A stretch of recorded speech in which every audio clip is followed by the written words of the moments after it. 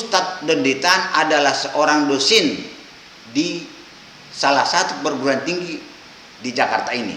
Tapi saya tidak tahu di perguruan tinggi yang mana, karena beliau tidak pernah menginformasikan di perguruan tinggi mana beliau menjadi dosen. Saya alhamdulillah sudah setahun ini jadi dosen. Beliau mengatakan bahwa Taurat dan Injil asli yang berisikan cahaya dan petunjuk itu tidak dijaga oleh Allah Subhanahu wa taala. Maka Taurat dan Injil asli itu hilang sama sekali, dan teksnya pun tidak dapat ditemukan dimanapun.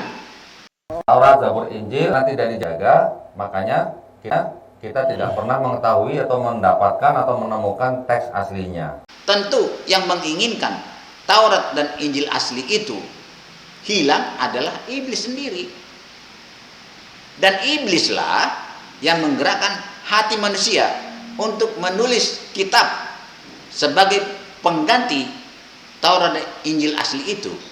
Itulah yang digunakan Yahudi dan Kristen yang disebut Alkitab.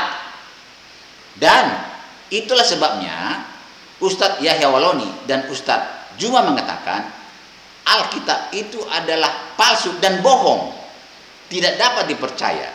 Saya yang berkoar-koar di TV mengatakan kitab Bible Kristen itu bohong, di Bible Kristen itu palsu. Bible itu surat kabar, surat yang dituliskan, kabar yang maudhu alias bohong. Tapi herannya Ustadz Kainama membantah, mengatakan bahwa Ustadz yang mengatakan Alkitab itu palsu tidak benar. Tidak ada Alkitab yang palsu menurut Ustadz Kainama. Bilang Bible benar. Tidak ada Bible itu palsu, tidak ada. Sekali lagi, tidak ada istilah Bible palsu, Bible asli. Tidak ada. Orang Islam yang salah. Debaters Islam yang salah. Bible itu palsu, sudah dipalsukan. Statement itu salah. Dan pernyataan Ustadz Kainama ini didukung oleh Ustadz Ipung, mengatakan bahwa Alkitab itu adalah murni kebenaran dan itulah dia gunakan untuk menginjil. Malam ini kami datang untuk menginjili Anda semuanya, untuk mewartakan tentang Injil ini, kebenaran yang sejati, bahwa ini isinya kebenaran. Semakin kita membaca Bible, semakin kita akan cinta kepada Allah.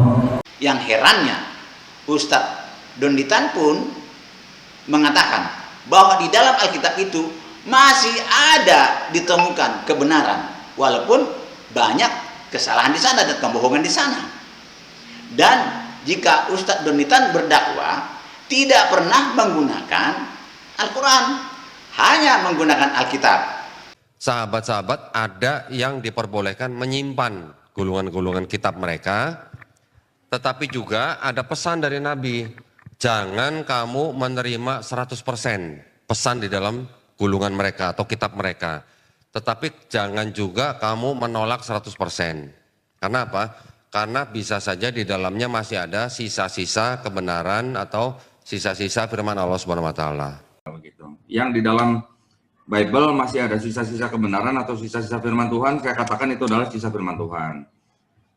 Bagaimana pendapat Anda dalam hal ini? Terima kasih.